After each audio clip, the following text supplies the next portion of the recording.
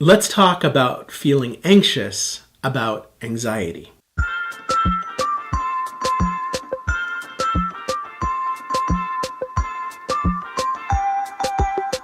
In this video, we're going to talk about how anxiety is different than stress, the neuroscience of anxiety, what it really means, and how understanding the neuroscience of anxiety can give you some tools. And we're going to offer a bunch of highly effective strategies that you probably haven't seen somewhere else to help you manage anxiety and use anxiety as something positive instead of something negative.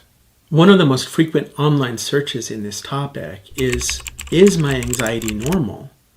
Or might there be something wrong? Anxiety is confusing because it's a word we use for a feeling, and it's also a word we use for a brain illness. When people are struggling with an anxiety disorder, their chemistry is out of balance, and the strategies that can help all of us with anxiety are not going to be enough. Some people talk about it like trying to fill a bucket with a hole in it. If you're struggling with anxiety and it's negatively affecting your daily life for multiple days in a row, please get help. I heard a child psychiatrist describe it this way. If you have this many reasons to be anxious, but your anxiety is this big, it may mean you have an anxiety disorder. And if it's persisting over time and it's causing you to lose quality of life, then it's worth checking out and talking to a mental health professional to find out if you have an anxiety disorder, because you can get help with that. And even if you have an anxiety disorder, the strategies that I'm going to share in this video can help you, but they're really designed for all of us with normal anxiety. It's a feeling that means that there's a generalized threat. Where fear is connected with a very specific danger and stress is connected with a specific problem, anxiety is generalized, and it's a sense that there's something out there. One thing that's useful to understand about anxiety is that humans are social animals, and we're really at the top of our food chain in most places. And so the stressors in our lives are not really, are we going to get eaten? As social animals, danger is most frequently connected with being outside of the group. And so many sources of anxiety are connected with social uncertainty, not knowing where we stand, not feeling psychologically safe, not knowing if we have allies, not knowing whether people are going to like us or not. And that might sound trivial, but at a neurobiological level, we are adapted for survival. This is deep in our architecture. And if we aren't connected with the group, it's dangerous for us. And so things like, do I get enough likes on social media, is triggering this foundational visceral reaction. Social media algorithms know this, and developers have actually created their systems to trigger this anxiety so that we get more dependent on using these tools. But of course, that fuels social anxiety. It's one of the reasons that loneliness is such an important indicator of mental health challenges in the world, and loneliness is at an all-time high. People don't feel connected, and when they don't feel connected, these social triggers of anxiety have more intensity and are harder to deal with. Cigna, one of the world's largest insurers, did a massive study in 2018 and found that among adults, loneliness is so high that it's reaching epidemic levels. 61% of adults report being lonely. That's almost a 20% increase in 1 year. And we know that with the pandemic and other factors such as climate change, people are feeling even more disconnected now. What this means is 3 in 5 people in the US are feeling loneliness. And it's even worse in many other places in the world. All of this is to say that we're in a condition that causes the social anxiety reactions to become more volatile, more intense. Let's talk a little bit more about the differences between stress and anxiety. Mental Health First Aid offers a useful distinction that stress is triggered by something outside us, and anxiety is something that's going on inside us. Sometimes people describe stress as a physiological or physical condition, and anxiety as an emotional condition. Stress tends to be more specific, anxiety tends to be more general. And very importantly, when the causes of the problem are reduced, stress reduces, but often anxiety persists. Anxiety is frequently a byproduct of stress, or chronic stress seems to trigger and reinforce anxiety.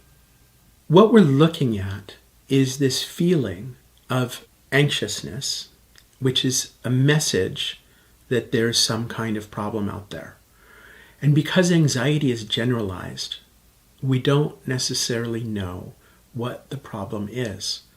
And the helpful function of anxiety is to make us more vigilant, to help us look around, to tell us we need to find out what the problem is, and we might need to make some change.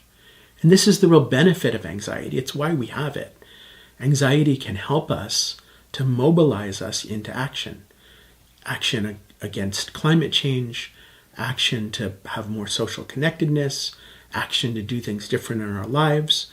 So there's benefits of anxiety, but only if we can really understand it and work with it. So let's talk about how it actually works in the brain. In some of our other videos, we've talked about the amygdala and the trigger of the threat response. The anxiety response is fairly similar. Anxiety is connected with the same kind of neurohormones that we experience in stress, and it's one of the reasons that stress and anxiety are often confused. Cortisol and epinephrine, or adrenaline, are two of the key neurohormones involved. When we begin to feel anxious, what's happening is our amygdala is being triggered to identify a potential threat. Our hypothalamus starts producing these neurohormones. And then under the direction of the thalamus, which is like a master regulatory valve, we begin to arouse the amygdala response and release these chemicals that are affecting our brain and our bodies. There's a kind of first reaction, which is this chemical response system we've talked about in our videos about why emotions last for about 6 seconds. And then, because often the threats that cause stress and anxiety are longer lasting, we have a secondary system using the autonomic nervous system. The autonomic nervous system, ANS, is what regulates all kinds of unconscious responses in our body. Herbert Benson, who started the Mind-Body Institute at Harvard Medical School back in the 1970s, was one of the first physicians in the US to start talking about this system and understanding that there's an emotional connection with our biological health and our heart health. Dr. Benson describes the ANS having two components, a kind of accelerator in the car, the gas pedal, and the brakes. The sympathetic nervous system is the gas pedal. When the sympathetic nervous system is triggered, it turns on the gas, otherwise known as the HPA axis. The hypothalamus starts producing neurohormones that trigger the pituitary glands and the adrenal system, and we start to produce additional adrenaline, technically called epinephrine, and cortisol. And these two chemicals, as I mentioned, are connected with the threat response to stress and also to this emotional reaction called anxiety. Cortisol has a number of beneficial functions. It is a form of energy production, and it helps get our muscles ready for faster reactivity. It helps close down the capillaries in the surface of our skin so that more blood stays in our trunk. And cortisol helps us pay attention to threats by blocking serotonin uptake. Serotonin helps us feel calm, and cortisol blocks that so that we remain vigilant. And that's a good thing when there's danger. And when we're not really sure what that danger is, in the case of anxiety, it's important for us to be vigilant and look around and assess and be in this state of readiness for some problem that might come. One of the interesting things about cortisol is that it's also connected to learning and memory. It actually takes some stress in order to activate our learning brain. And one of the really fun tools that we have in the EQ store is called a biodot. And when the biodot is green, it indicates you have some stress, but green is correlated with the readiness for learning. Cortisol helps us say, hey, something's happening here, I need to pay attention. But it blocks some of our more nuanced memory and ability to recall details, such as trying to remember somebody's name at a party. What's happening is that our brains are shifting into this fight, flight, or freeze mode, causing us to pay attention to big things and lose track of little things. We've shared in other videos about some of the physiological effects of stress, so I'm not going to get into that now. But cortisol has some downsides that we really need to pay attention to. And it's one of the reasons why anxiety is often connected with issues with your circulatory system as well as your digestive system. Okay, so remember the autonomic nervous system has two parts. We've talked about the gas, but let's talk about the brakes, the parasympathetic nervous system. One of the important discoveries at the Harvard Medical School Mind-Body Institute is that Herbert Benson found that we could trigger this relaxation response. We could trigger the parasympathetic nervous system by changing our breathing, by changing what we're paying attention to, by social reappraisal and feeling more connected. But I'm going to get into that in a minute when we go into strategies for managing anxiety more effectively. So let's talk about strategies for managing anxiety. First of all, remembering that anxiety is connected with the social brain functions, it makes sense that many strategies for mitigating anxiety are going to be connected with social activation, increasing your social supports, reaching out to people, feeling gratitude for the people you're connected with, recognizing that you're not alone. And if you are alone, doing the challenging work of building relationship is going to be an important part of reducing anxiety and making it work for you better. I have 5 emotional intelligence strategies for helping you with feeling anxious about anxiety. The first is to validate your feeling, to recognize that this feeling is there and that maybe even it's there to help you. A lot of times when we have difficult feelings, we push them aside. And there's some interesting research that was done with women who were pregnant and worried about Zika virus, where they tried a whole bunch of different strategies. And none of them worked very well. But interestingly, when they tried to suppress their feeling, it made the fear more intense. So there's something about denying this experience of anxiety that causes it to rear its head and say, hey, you really need to pay attention to me. Dan Siegel says, name it to tame it. If we can understand our feelings and acknowledge them and maybe even make friends with them, we can start to have a better relationship with all of our feelings, including anxiety. If you think about validating your parking ticket, somebody goes and puts a stamp on it. They're actually putting value on your ticket. So when you're validating your feeling, it's not just acknowledging it, but actually considering that it might be there to help you. Anxiety tells us that there's some kind of problem and we need to figure out what it is. And this really brings us to the second strategy, which is about narrowing focus. One of the challenges with anxiety is that it's generally not connected with a specific problem. And so we start to have this sense that there's a threat all around us and that we become increasingly worried about everything. And often when people are feeling a lot of anxiety, what they'll do is they'll try to control something, which isn't the thing they're really anxious about, but to have this sense of control. And that can go awry because you end up getting into a power struggle or you end up working on something that's not really what the problem is. So one of the first questions that I suggest you ask yourself is this even my problem? Is this something that I'm responsible for? Is this something that matters to me? Or am I, carrying a lot of shoulds or guesses or expectations? Am I making assumptions about what I'm supposed to be doing or supposed to be feeling? If this really is my problem, then I can tune in and say, is it within my sphere of control or my sphere of concern? Most of us have a much larger sphere of concern than sphere of control. And saying, if it is my problem, is it something that I'm concerned about but can't really do anything about? Or is there something I can actually do something about? And focusing on the things that we want to take responsibility for that are in our sphere of control or in our sphere of influence, we're able to do something about it. So, narrowing the focus down to say what part of this is mine and what part of this can I actually take action on. That develops a greater sense of agency, which is an important part of handling anxiety in a positive way. In other videos, you've heard me talk about exercising optimism. And exercising optimism is a very powerful tool that can help you with this. The idea of agency I just talked about is connected with exercising optimism, but so is suspending judgment. Oftentimes when people are feeling anxious, what they'll do is they'll awfulize. And they'll do that as a way to protect themselves. And they'll say, this is going to be so bad, and all these negative things are going to happen.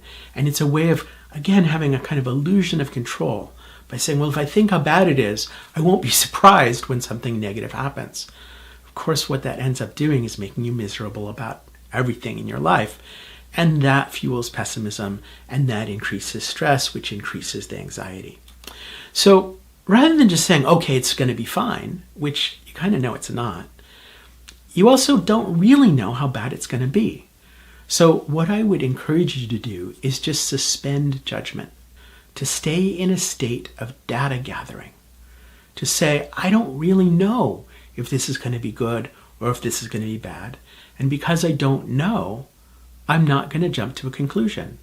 I'm going to be curious.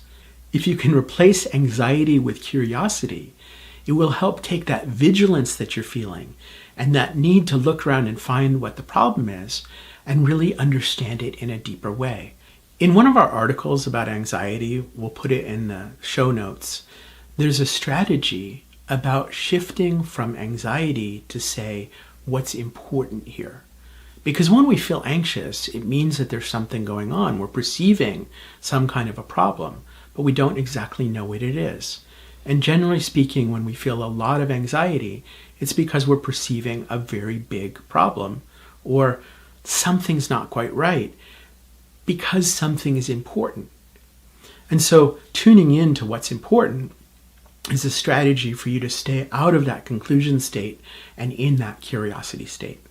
Because we're trying to see all of our feelings as allies, and we're trying to make friends with our emotions and not be in reaction to our feelings, instead of trying to suppress the feeling or push it away, one of the things you can do is shrink it. And visualizing the feeling getting lighter.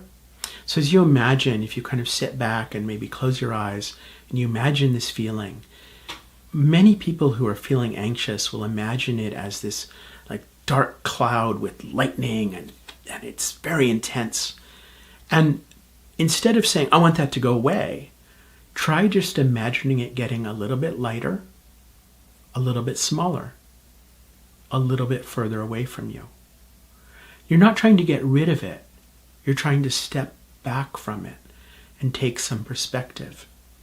You can couple this with breathing, going for a walk, drinking water, and you have a number of strategies that help you produce more serotonin, including laughing, smelling flowers, and just appreciating what's good in the world, even if it's just a tiny thing. The goal isn't to get rid of the anxiety. The goal is to move away from it a little bit so that you can understand it better. Think about it like this. You could have a song that's playing and you turn up the volume so high you can't even figure out what the words are. And maybe it's a song you even like, but unless you get a little bit of distance from it, it's hard to make sense of it. So if you think about that anxiety in that same way, that it's maybe not a negative thing, but maybe it's just too much.